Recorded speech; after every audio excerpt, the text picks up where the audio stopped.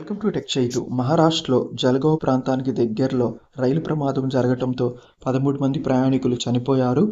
ఆ వివరాలేంటో మనం ఈ వీడియోలో తెలుసుకుందాము. జనవరి 22వ తారీఖున లక్నో నుండి ముంబై వెళ్తున్న పుష్పక్ ఎక్స్ప్రెస్ ట్రైన్లో మంటలు వ్యాపిస్తున్నాయని ప్రచారం జరిగిందంట. దాంతో ట్రైన్ చైన్ లాగి ప్రయాణికులు దిగేసి ట్రైన్ పక్క ట్రాక్ మీదకి వెళ్ళారు. అదే టైంలో బెంగళూరు నుండి న్యూఢిల్లీ వెళ్ళే కర్ణాటక ఎక్స్ప్రెస్ ట్రైన్ ఆ పక్క ట్రాక్ మీద ప్రయాణిస్తుందంట.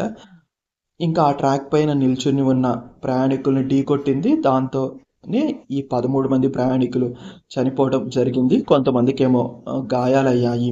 రైల్వేస్ వాళ్ళ ప్రాథమిక విచారణ ప్రకారము ట్రైన్లో ఎటువంటి మంటలు వ్యాపించలేదంటున్నారు. బ్రేక్ లేదా యాక్సిల్ దగ్గర ఏమైనా నిప్పురవ్వలు వచ్చి ఏదైనా కొంచెం పొగలాగా వచ్చి ఉండొచ్చు అంటున్నారు. అది కూడా పూర్తి స్థాయి విచారణలో తెలుస్తుంది అని అంటున్నారు. కానీ మరి ప్రయాణికులు ఎందుకు మంటలు వ్యాపిస్తున్నాయని భ్రమపడి ట్రైన్ చైన్ లాగి దిగిపోయారన్నది కూడా పూర్తి స్థాయి విచారణలో తెలుస్తుంది. అప్పుడు పూర్తి స్థాయి విచారణలో రైల్వేస్ వాళ్ళు ట్రైన్ని ఎగ్జామిన్ చేస్తారు. అదేవిధంగా ఆ రైల్లో ప్రయాణించిన ప్రయాణికుల నుండి కూడా ఇన్ఫర్మేషన్ తీసుకుంటారు. సో దాన్ని బట్టి తెలుస్తుంది ఎందుకు పొగలు వస్తున్నాయి, మంటలు వస్తున్నాయని ప్రయాణికులు భ్రమపడ్డారో అని. సో అందుకనే మీరు ఎప్పుడైనా రైల్వే ట్రాక్కి దగ్గరలో ఉన్నప్పుడు చాలా జాగ్రత్తగా ఉండాలి. రైల్వే ట్రాక్కి దగ్గరలో నిలబడకూడదు. కొంత డిస్టెన్స్ అనేది మెయింటైన్ చేయాలి. మరియు ఒకవేళ మీరు రైల్వే ట్రాక్ని దాటాల్సి వస్తే యాక్చువల్గా అసలు రైల్వే ట్రాక్ని కూడా దాటకూడదు. ఇప్పుడు రైల్వే గేట్ ఉన్న దగ్గర గేట్ ఓపెన్లో ఉంటే అక్కడ దాటొచ్చు. అంటే ఇలా కొన్ని ఆథరైజ్డ్ ప్లేసెస్లో మాత్రమే దాటాలి. అసలు మామూలుగా అయితే రైల్వే ట్రాక్ని అనేది దాటకూడదు.